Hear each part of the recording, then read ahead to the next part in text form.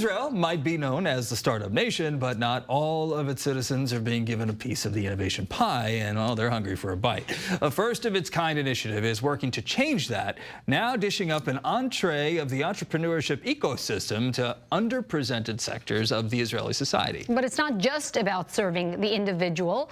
Quite the opposite. These Israelis are expected to next become pioneers for peace. Correspondent Tracy Alexander has her story. It's an ordinary Tuesday for this young Israeli from the Bedouin village of Rahat. He's helping his father tend to their family's sheep. It's a far cry from the startup arena his country is so famous for, and one he longs to be a part of. Not many go into high-tech in the Bedouin community because it's difficult to get hired. But I'm going in this direction, and I know it's difficult, but I believe in myself. And with the help of this program, I know I can get hired. He's talking about a bold initiative called Starting Up Together, giving aspiring entrepreneurs like 22-year-old Noura Jami the chance to turn their dreams into reality. But there's a twist. I didn't know who would be with me in the group.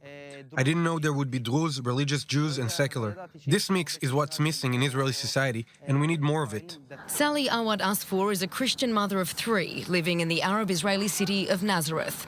Like Noor, she's one of some 40 participants carefully selected to take part in the first-of-its-kind incubator program, which brings together Israeli citizens from across its diverse social map that otherwise wouldn't have access to the startup ecosystem, but more importantly, would never have the chance to work together.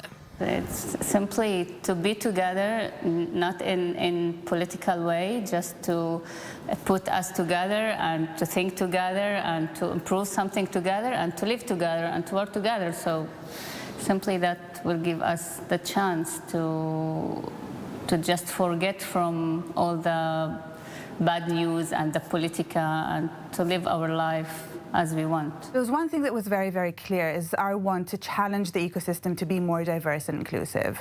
Not only because it's the right thing to do, as far as having all walks of life and all parts of society involved in this ecosystem, but also because it's the necessary thing to do. Yarden Leal is the Executive Director of the Perez Center for Peace and Innovation, which spearheaded the program along with the Rothschild Foundation.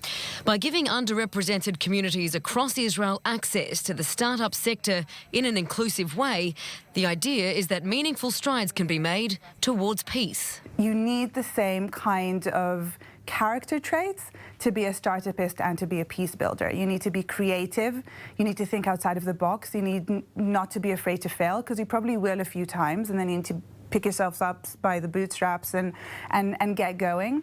Unlike these sheep, these Israelis are anything but followers. But will it always take programs like this one to foster multicultural cooperation and break away from the herd? I feel that will happen in the near future.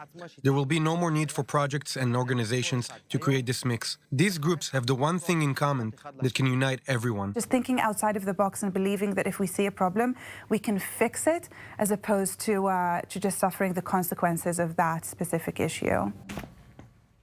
Thanks to Tracy Alexander for this report.